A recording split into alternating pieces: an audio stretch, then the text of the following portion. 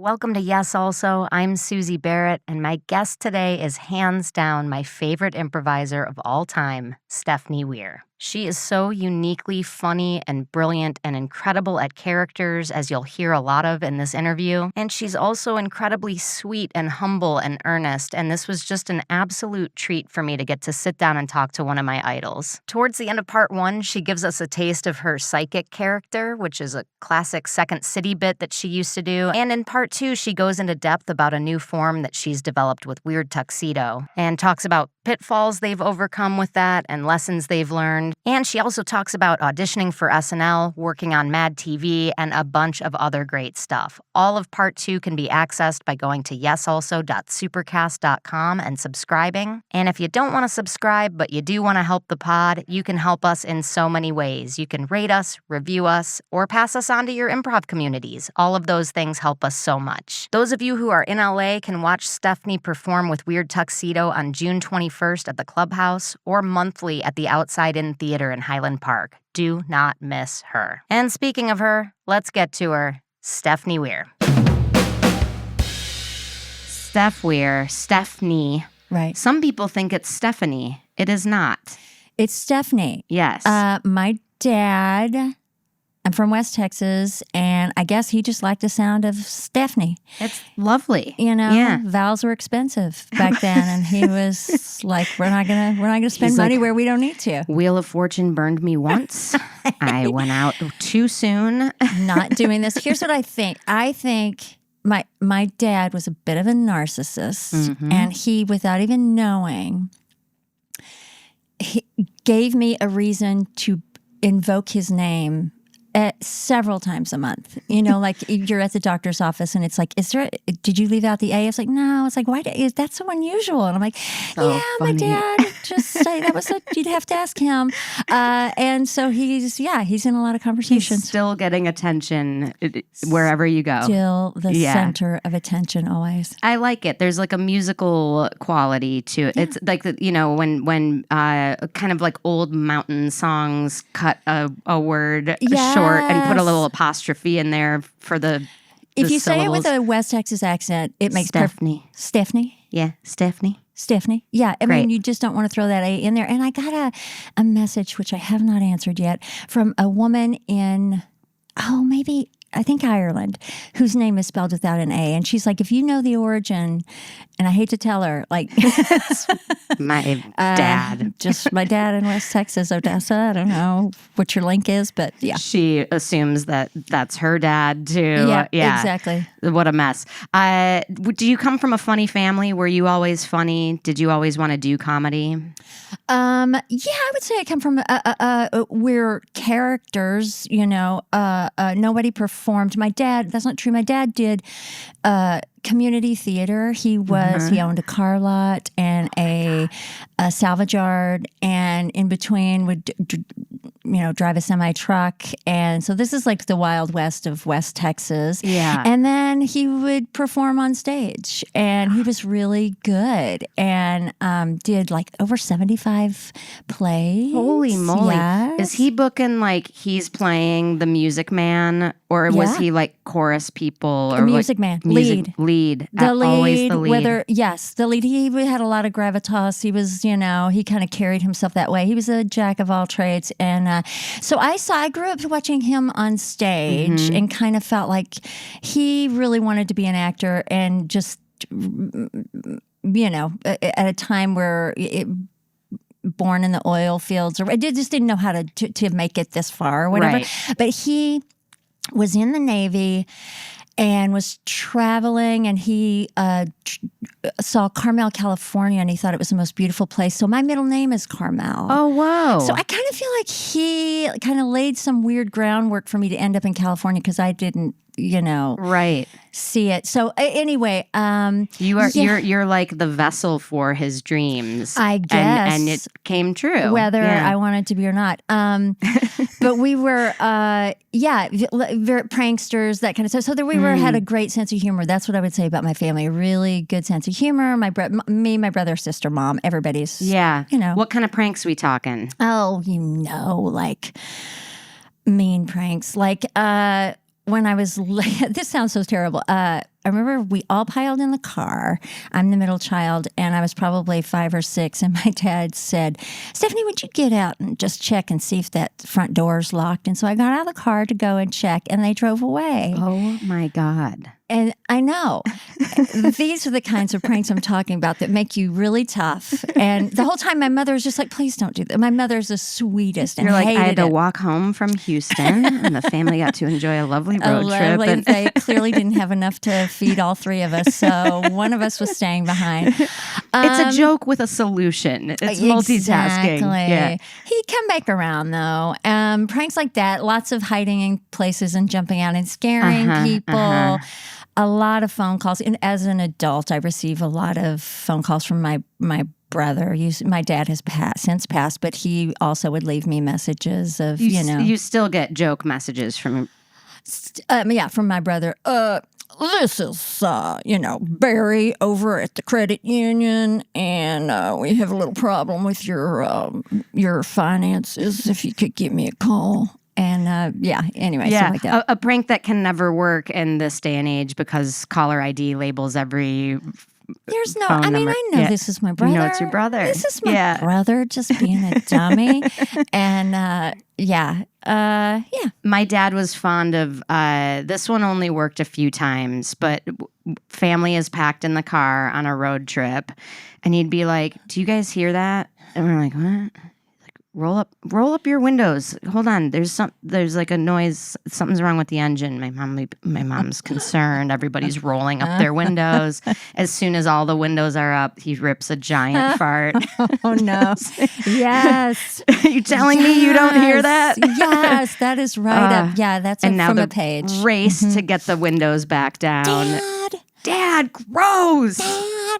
I remember we went on an Amtrak trip and we stayed in a family car, which is not big at all. Yeah. It's a size of a dressing room. And we were all asleep. So it was like, it was really fun. But my dad would fart and he would go, Sharon, which is my mother's name. My mom's name. What?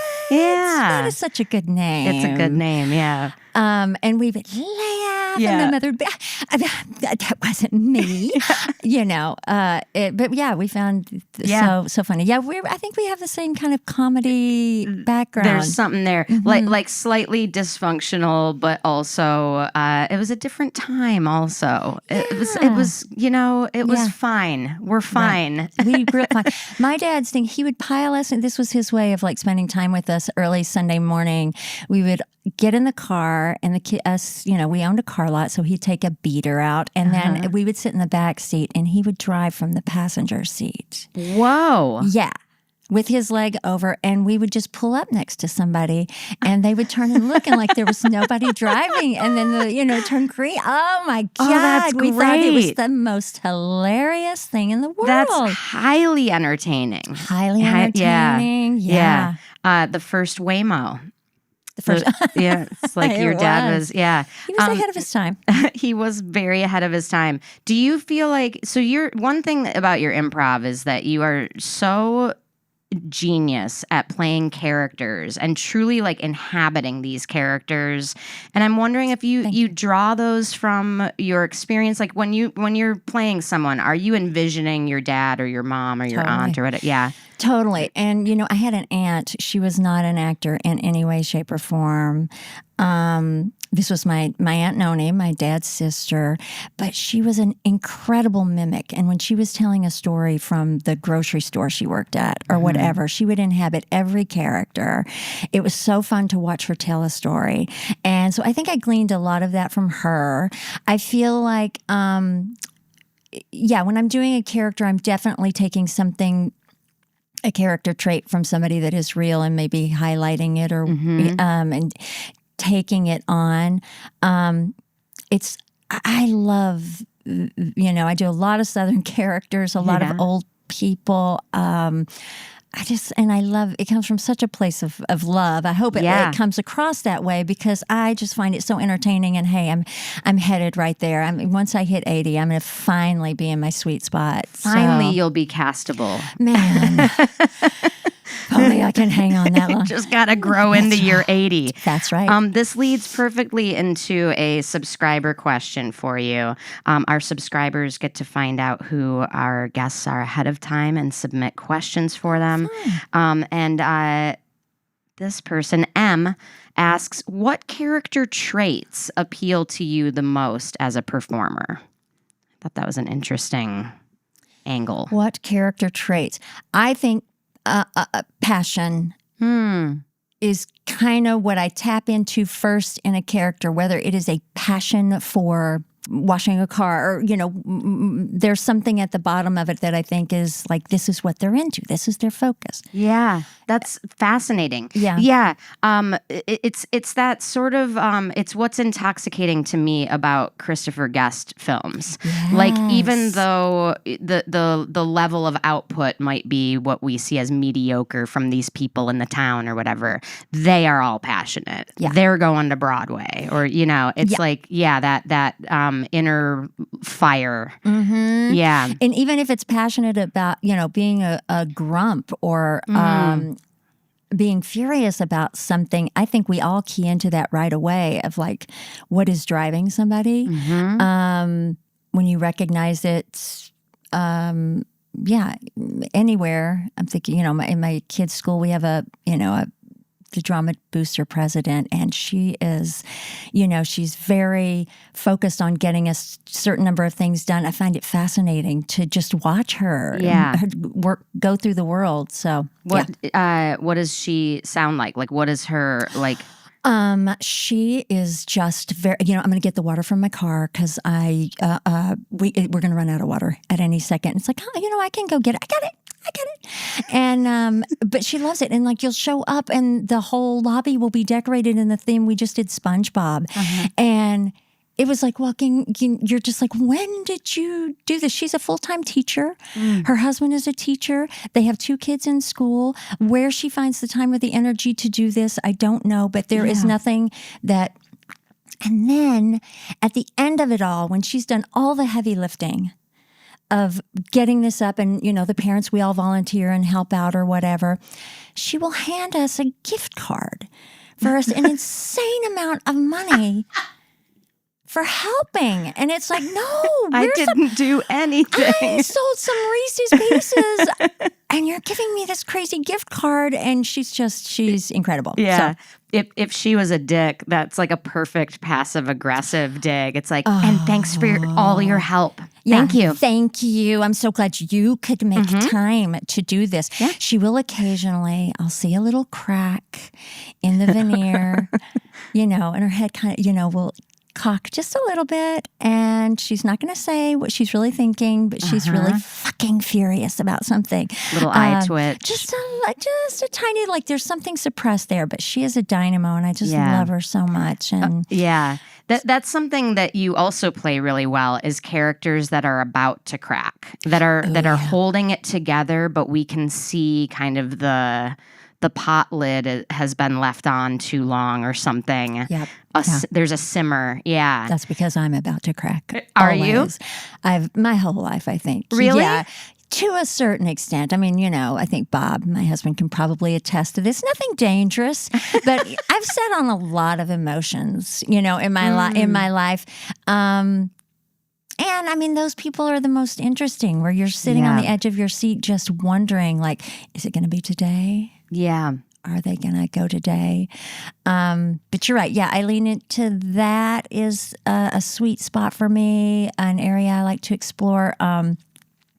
Physical traits, I, will often jump into a character, kind of physically with a walk or something I've seen recently, maybe that stuck with me, and you're kind of mimicking it, which seems cruel, but I'm hoping I'm doing it in a kind of, I think, the Christopher Guest movies, I think, are a really good, something I would aspire to, where I feel like all of those characters, it doesn't feel base or mean or that they're going right for the joke. It really feels like they are representing and kind of paying homage to a certain type of person. Yeah. And it's people that we know and love in our own lives. And people that we sometimes are. Yeah. Like, catch me on an off day and I'm Yosemite Sam. Oh, like, it's, my gosh. you know. Yeah. Yep. Like, I'm not an angry person until I'm full of rage. It's like, how do you do you navigate a gray area between letting your character have the simmering pot lid on but not breaking, or do you ever let them fully crack, and do you like go for it and blow up? Definitely. I have let them crack before on stage, and when it feels like a natural the next natural place for them to go.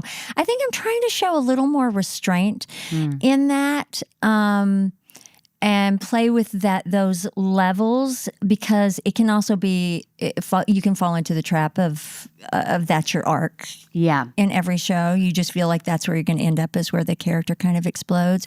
Where I'm starting to realize that you can have those elements and let them play out in ways, the same way we do in real life, where you might be in the car ranting your head off, and then you walk into the next room and you've managed it. So, something there maybe puts you in a good mood.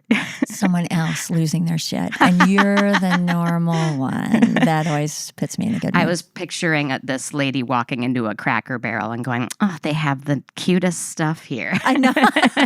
like the shiny thing. The shiny thing. Oh, grits? You sell your grits? Oh, yeah. Didn't know this. Oh, an apron. My best friend is my sister that God gave me. I've got to have this. Oh, and the paw prints on it. Oh my gosh, everything's got a little paw print on it. Yes. So let's kind of back up. You're from this funny family playing pranks. When did you realize that you wanted to be an actor? And when did improv enter your story? I did not. I think in the back of my mind, watching Carol Burnett and seeing my dad and finding out that I was kind of funny, I could make people laugh. And my dad used to take us to, we spent a lot of time sitting in the back seat of cars, either, running errands to go look at a refrigerator, or if we were repossessing cars, like trying to find cars in town. Oh, wow. And so he's taking the whole family out to repo?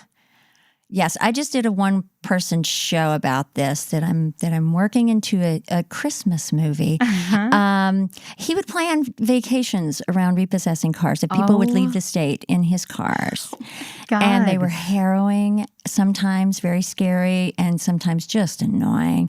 Fuck a movie! This is a TV series. This is so good.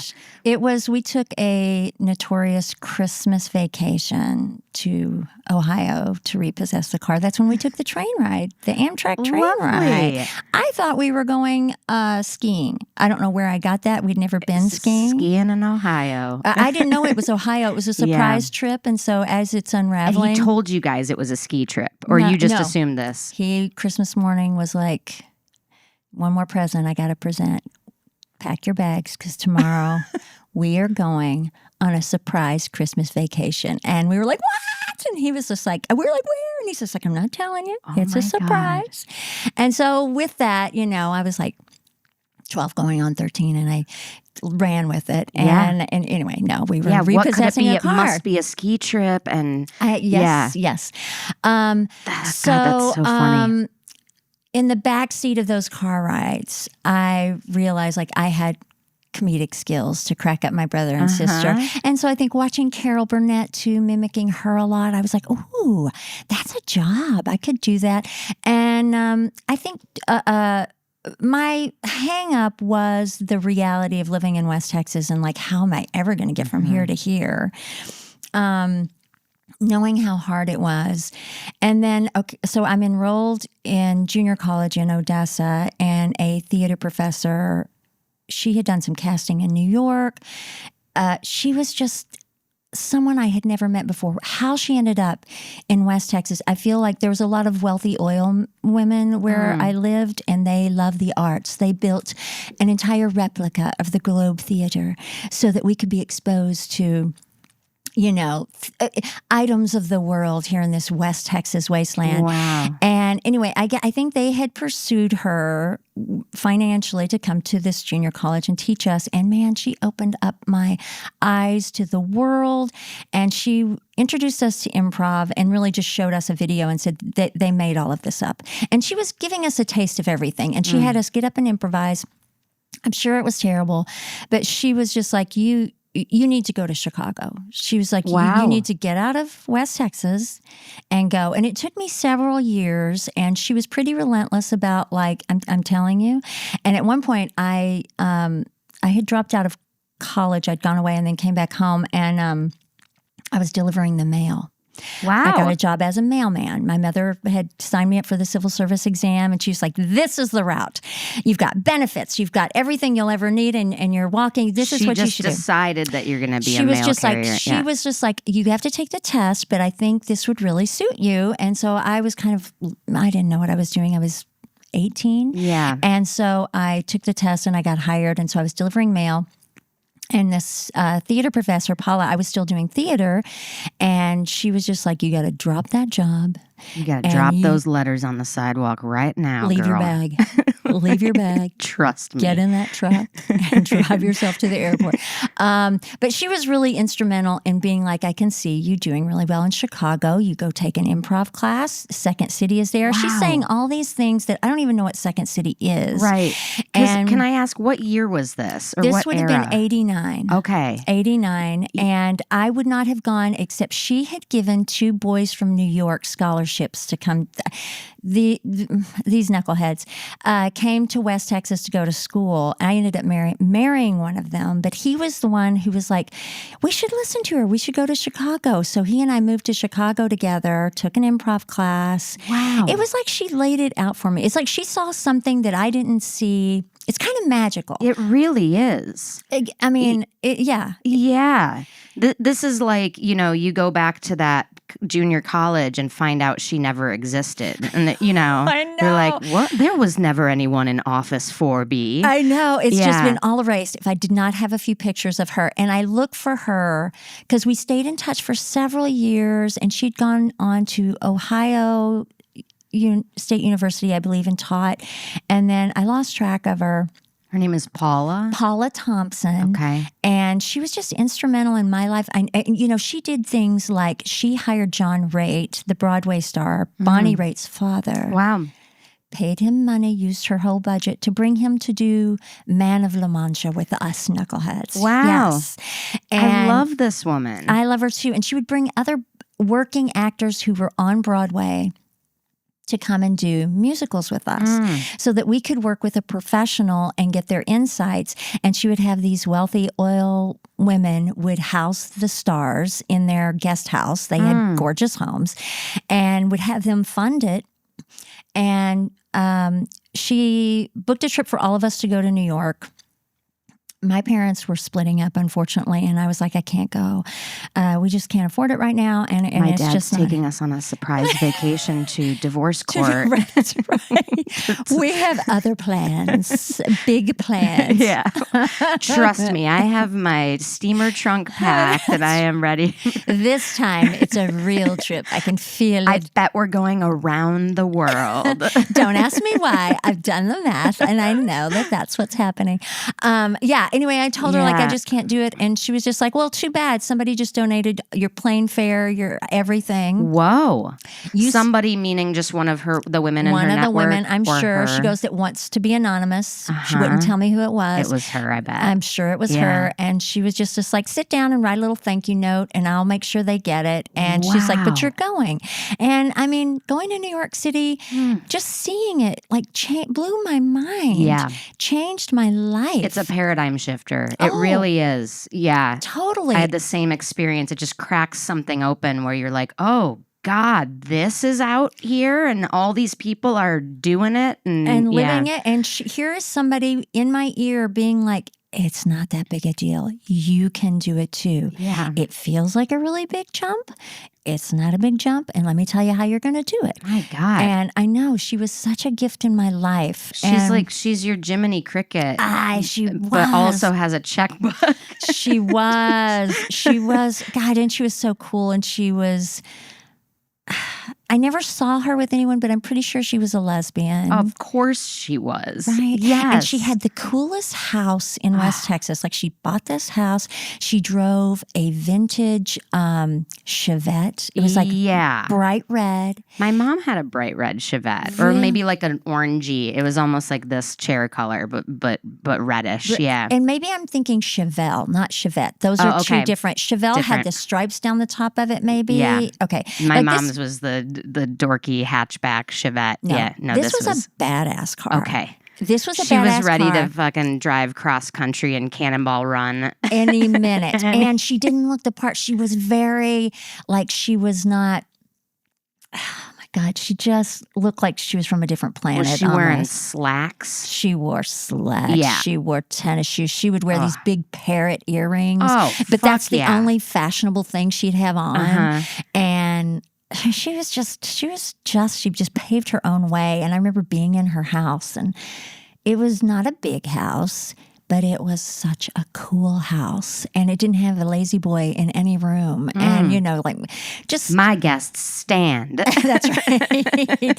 She just had class. I don't know. She was really essential. So that is when I was introduced to improv and co-ed. So I kind of stumbled into it, got to Chicago, started doing Players Workshop, my husband and I, and we just loved it. I still have friends from that first class, and kind of laid the groundwork. I didn't get into Second City for a few years. I didn't discover it really, or I guess move up to that level, and then IO came after that, and then things just kind of fell into place. Walk me through Players Workshop. What you're the first person I've talked to about doing that.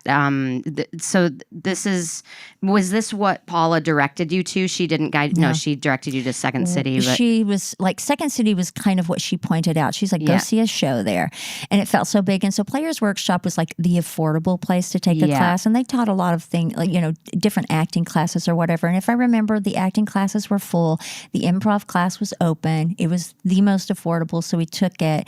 And it was a blast. It was just like, when you first discover improvisation and you're getting to stand up on stage and you have a scene where people are laughing and you can feel that they're with you as you're telling a story. And it's just a drug. Like, you're like, oh my, this can count as a performance, right? As art. And it's absolutely zero work. I didn't have to write and rehearse a play. I didn't have to audition and get picked for. I can just stand up on stage and do this game or this scene, and we're both doing it together. Yes, and people love it, and they win too because they're laughing. And and I had and have carried a lot of baggage about not being, I guess, as educated or well-rounded, like, in my school, I don't even know that they taught geography. I mean, we had a lot of Texas history, and there was a lot of football. The globe in the room is just Texas. Right? It's so disproportionate. And it was fun, and I loved where I grew up, and I loved my school and everything about it, but it had its own flavor of like what was important. And the football coach taught history. He was this handsome single guy that wore cowboy boots and whatever, and he was missing for a few days. And the rumor, he showed up and he was black and blue. I mean, it's just his whole face beat up. And he said, he's just like, so there's a rumor going around school that me and my friends got into a hammer fight outside a bar. Hammer fight. Yeah, and I just want you to know that's true. So this is my history teacher. Now, how, I want to put that rumor to bed right away, okay? By letting you know that it's absolutely true. Yep. Yeah, I've killed someone with a hammer and his friends. Rumors. Hate rumors. I hate rumors. Let's just get it out right now. This was a fact. This was a fact that happened to me this weekend. Oh my God. So and that's not to say there weren't a lot of, really good teachers, but there were a lot of forces that were kind of saying, this stuff doesn't matter. You don't need to know so much about literature. So then when I get to Chicago and people are, improv in the scene, it's a kind of it can be a heady sport of, politics and culture, literature, all of this stuff that I had access to through the Carol Burnett show. That's where I tapped into most of it. Right. But I felt inadequate in other ways. And when I was improvising, it didn't really seem to matter. I mean, I could fudge my way through most things. And if you're making people laugh and they're believing the character that you were doing, I just felt really good at it. Yeah.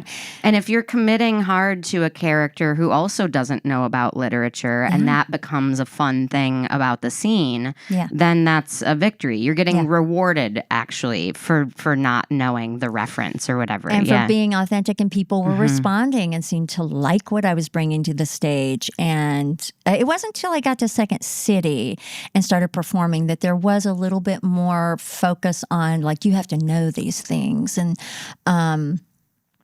God, I mean, that's when I really started like diving into like, oh God, I need to read Flannery O'Connor, and I need to, which right at my alley, but I need, and Kurt Vonnegut, and I need to know more. So I kind of tried to educate myself just so when I was on stage there and we were doing conducted story and literary styles, I could at least hold my own, even though most of the time people would give me Dr. Seuss because they were like, Stephnie can do this one, That's so funny. I know.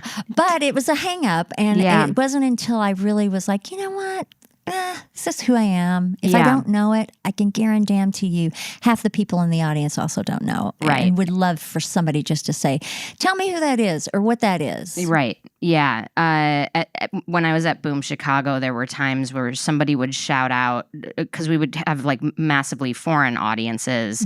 So especially when you're new there and learning the foreign politics, and it's like it's a real crash course in learning all these names and stuff. Right. And a trick that we would use is like you ask for a suggestion and they yell out some politician you haven't heard of. At the time it was like Jan Peter Balkenende. Oh my gosh. And it's like, I know who Jan Peter Balkenende is, and you know who Jan Peter Balkenende is, but for the rest of these idiots who don't know, who is that?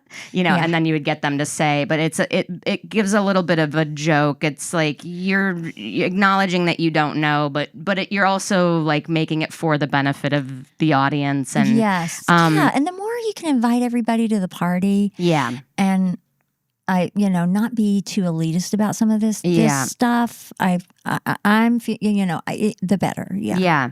Did you feel a tinge of added pressure in terms of like trying to hedge against sexism, or being like, I don't want it to be that the woman in the group is the one that doesn't know the stuff while all these guys are slinging out their heady references or whatever? Yeah, I've encountered that where like I'm assigned to play the doctor and kind of get in my own head about like, my lingo is not going to be as good as Dave Pasquazi's, or I'm not going to come off as convincing. How am I going to thread this needle without leaning into playing the dumb doctor, which I also don't want to do.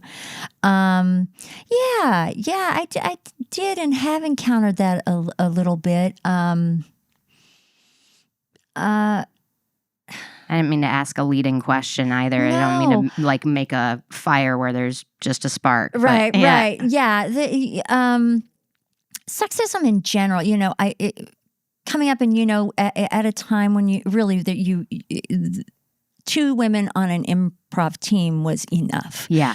That was plenty. That was the max. That was kind of the max. And the first team I joined were the Lost Jetties, and it was a boys who loved rough and tumble play, lots of physical stuff. We were always in a war, and and so you're going to, there was me and the other woman. Like if you were started a scene that was, I don't know, more of our interest, or it was going to be bulldozed, and we learned how to roll with it. And I think it was part of our education in learning to be really versatile. And moved on to do Jane, an all-girl team. That's kind of what spawned it, where it was like, oh, I want to play with other people. I want to play like the Lost Yetis play, where everybody has my reference level. Yeah. Everybody can key into what I'm doing.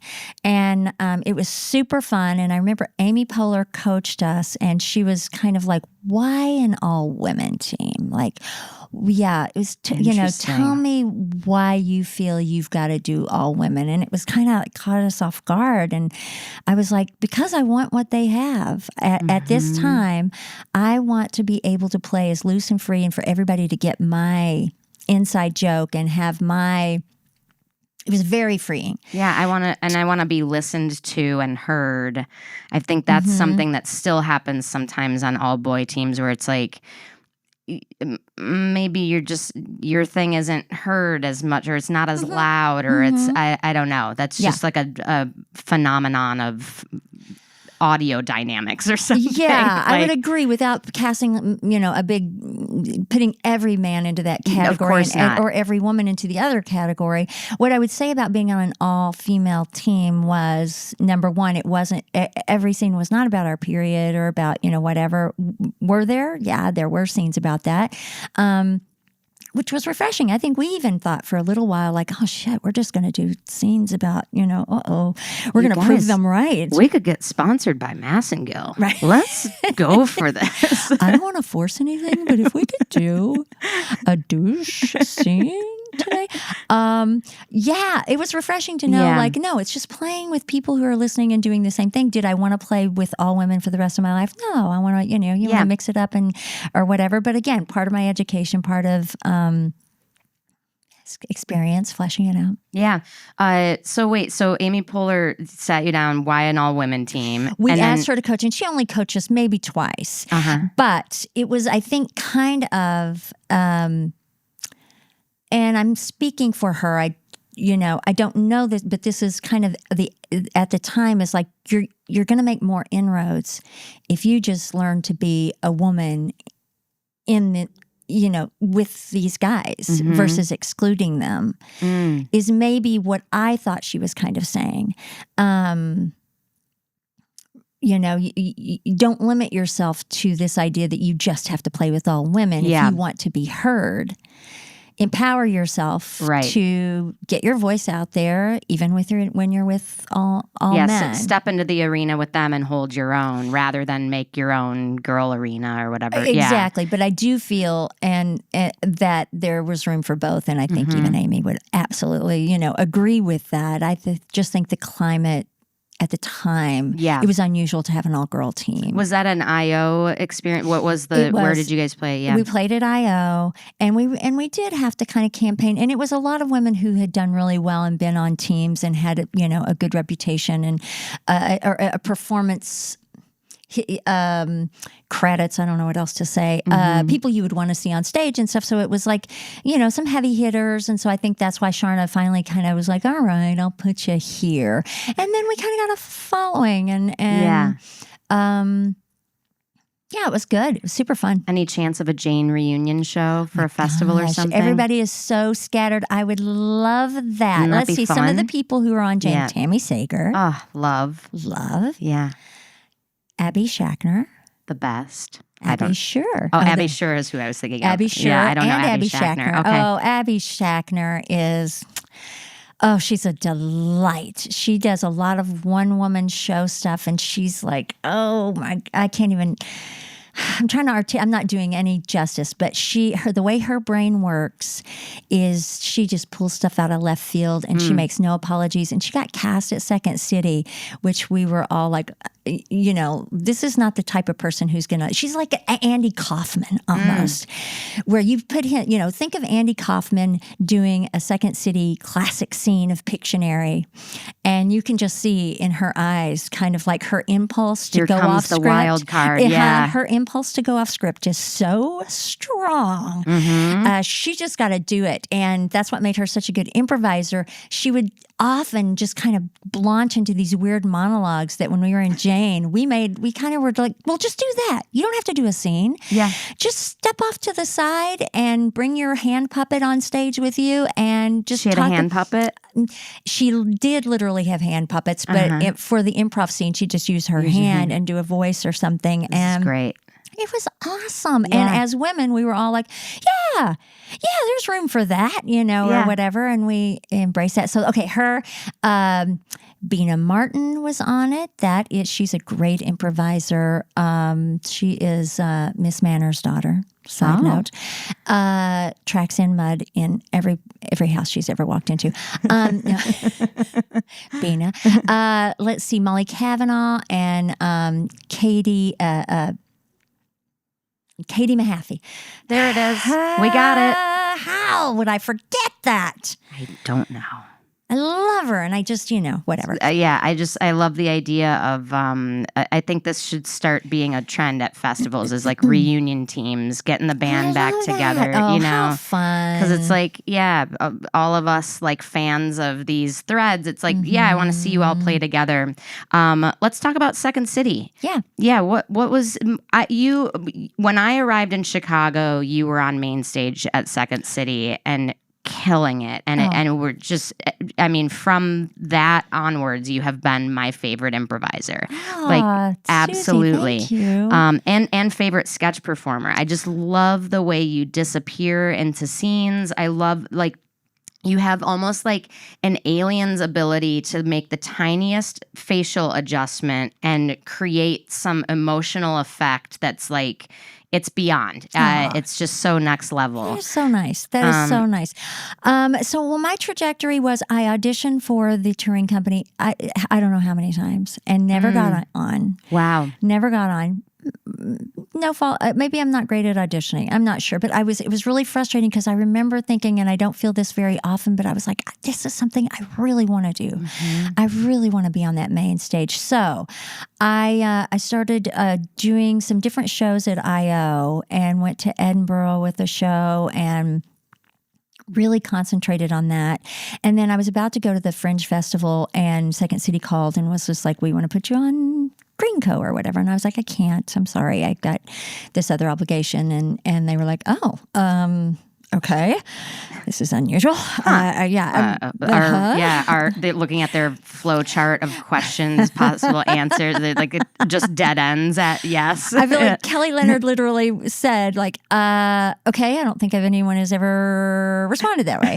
And I was really torn too, because this was such a great opportunity and something that I really wanted, but the timing wasn't right. And so it just kept not being right. I was doing other more exciting things that I was kind of driving, and it was so much fun. And I was getting a lot of, good feedback and notice from the work that I was doing on my own. And then Kelly asked me to join Redco, and I did one show with them and then got moved to Mainstage. Whoa. Yes. Wait, how? Because it just kind of opened up that way. And Mick Napier, who had seen me do a show called Naked, which I did with Jimmy Crane, and it was just 1 hour-long scene. Bob talked about this in his interview. Yeah, so it's the two of you just improvising for exactly 1 hour, and at 1 hour the lights go out, and it's just all real time. Yeah. Yes, deep diving on a character, and it was fun. And so Mick had seen it. Scott, who Adsit, who was on the main stage at the time, had seen it and really loved it. And they really championed for me to be cast. But now I'm remembering Jeff Richman was the first director I worked with, so somehow he had a role in that. So anyway, that's how I got cast on it, and I was so nervous, and it was thrilling, and it was probably the most stressed I'd ever been, just because I had that, God, do I belong here? I kind of leapfrogged over a lot of people, and the first show was very bumpy. Second show, I finally got my footing, and and then I started to enjoy it. Second show meaning the second performance or the second review? Second review. Got it. So the first one you went for months and months. Yes, I was in scenes, but I wasn't like one of the heavy hitters in the first show that I did with Jeff Richman. But I had a scene about a woman who she sold like Mary Kay products, and she was really, this is so politically incorrect, but she really made most of her money after the Bears would lose a game. And men would beat their wives. And so she was pushing this like cosmetic concealer that covered bruise. It was awful. It's awful, but it's local humor. It's topical. I said bears. I mentioned, yes, that, I mean, I was not saying that battery was a good thing. I was totally against it, but I was profiting from it. Yeah. And that scene, people would either really enjoy it or really get awkward about it. Yeah. And I remember after our opening night, Matt Besser came to me and he goes, guess what? He goes, the only scene Del Close liked was yours. And I remember thinking like, okay, well, that's something. That's something. Yeah, that's something. So then the second review I had, that's when Mick Napier came on, and I think I started doing the psychic. This is where you're like with an audience, talking to the audience, giving psychic readings to the audience, and this was basically my Aunt Noni, this really very angry psychic who would just get really pissed off when you told her she was wrong and would have to prove to you how she was actually right. Can we do the bit right now so sure, people get an idea? Yeah. She talked a little bit like this, and she spoke to six. So she'd say something like, Suzi, you have an older brother. I'm picking up. Yes, I actually you do. Yes, I know you do. I just said you did. And his name is Gary. His name is Gary. I want you to go home and look at his birth certificate because they named him Gary. Because your mother, she was in love with a man named Gary. And so she put Gary on the birth certificate. It pissed your dad off. And so he said, no, we're not calling him Gary. We're going to call him Michael. No, Jeff. And your mom was like, I hate Michael. We're going to call him Jeff. And so anyway, they call him Jeff. That's weird because I have seen his birth certificate. You haven't seen the real one. I'm going to move on. It's great. It's such a good bit. It's a great bit. It was fun. This is an actual cigarette you're smoking while you do it? It is. Well, she had cigarette? It was a more cigarette. And she'd be like, don't worry, I'm not going to light it. Just chill out, everybody. Just sucking on an unlit stick. Yeah. And I would always hit somebody. I would scan the audience before I did the bit, and I would find a guy, and I'd be like, honey, what's your name? And they would always go, you're the psychic, you tell me. And then I could say, well, the spirits aren't giving me your real name, but I can tell you what your friends call you behind your back. And then anyway, I'd name them something terrible or whatever. Yeah. And anyway, it was just fun. It's great. It was really fun. Yeah, I remember that just absolutely killing. And you go all through the audience, and it's perfect crowd work. It's safe. It's fun. It is safe until you say you have a brother. I did. He died. And then you're just like, anyway. He has a message for you, I think. Like he says he loves you and keep following your dreams and it's all going to go okay. Digging yourself out of that one. And then the God. audience feels such relief when that person would laugh. But right. Yeah. So interesting. We've talked about this phenomenon on this podcast before of just like the care that you need to have for an audience, and how when a member of the audience is put into a tough position, the whole audience is there with them. It's like you're doing it to them. Yes. So bringing up a death and everyone gets uncomfortable and sad for them. Yeah. But as soon as they laugh and seem okay, then we all can breathe a sigh and laugh. And you can't, and pushing against that resistance you feel from the audience. It's like digging yourself in deeper versus, leaning into like, okay, now we're all awkward. I see you. I have dug myself into a terrible position. Would you say that? Like, I wouldn't outwardly say that, but I would say, yes, honey, I know. And I am so sorry about your loss. I would not have brought this up. If this wasn't important. And then I would, go into, I don't know. He loves you very much. You know that, right? Yeah, okay. Yeah. And then, and he wants me to move on. yeah, and he said, just wanted me to let you know. Yeah. Did you ever hit a roadblock in that wasn't undiggable? Like a thing that you couldn't save? I don't remember hitting something where like I was nothing that was such a landmine that it made me scared to get out and do it again. Yeah. There were things that maybe didn't. Somebody who was not playing along very well, or and you would kind of would kind of move on. But no, it would usually work. Yeah. As long as I stayed out of, the only times it got a little stale is when I would get lazy. And I would try to kind of like steer it towards something that worked last week. I mean, you're doing 8 shows a week. And so you can kind of get, like you're just thinking about what you're going to drink after the show and, whatever. So that was always a wake up call for me to be like, all right, let all that go. Don't try to, just like improv, don't, really try to be in the moment with it. Yeah, keep it fresh. It's only about this show. And these people in this room weren't at the one last week. They're here tonight and they paid for tonight. And so we gotta honor this moment. They deserve that, yes. For part 2 of this episode, go to yesalso.supercast.com. If you like this podcast and want double the content, head over to yesalso.supercast.com and subscribe. You can also help us out for free by subscribing to us on YouTube and talking us up to your improv communities. If you have a question that you'd like us to answer in one of our Q&A episodes, or a topic that you think would make a great bonus episode, put it in a 5-star review. If you're a theater who would like to host us for a live recording and improv show, let us know at yesalsopod@gmail.com. A very special thanks to our producer, Ryan Rosenberg, audio and video editor, Brian Kessler, and social media czar, Britt, Faye. Thanks for listening, and we will see you next week. No, we won't, Suzi. That's not how podcasts work. They won't even see us. They will listen to us, so it's actually the opposite of both things you said. Thanks for listening, and you will listen to us next week. Maybe. We don't know.